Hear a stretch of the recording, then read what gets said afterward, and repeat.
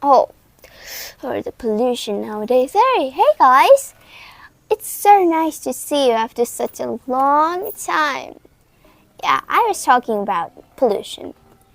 We should use renewable alternatives to fossil fuels, don't you think? Yeah, we know about solar and hydropower, but did you ever hear of nuclear energy? Yeah, it's a renewable source of energy. But do you know how it works?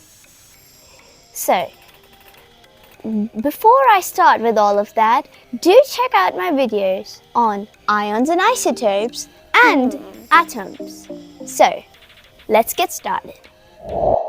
There are two types of nuclear energy, fission and fusion. Let's start with fission. Fission is used in nuclear reactors and nuclear bombs. That is super awesome, right? As this nasty little neutron makes its way towards the nucleus, it causes an explosion and releases 3 neutrons. What element do we use here?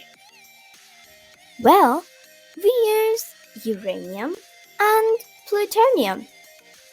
But what about fusion? Just like fission, fusion also releases 3 neutrons. When the neutron combines with 2 nuclei, these nuclei fuse together and release energy. Bam! Fusion isn't possible on Earth because it requires so much heat and energy. It's only possible on the sun. I hope you learned something valuable today. And before you leave, do subscribe to my channel, like, and ring the bells, ding dong, so you stay tuned for my next videos. Goodbye!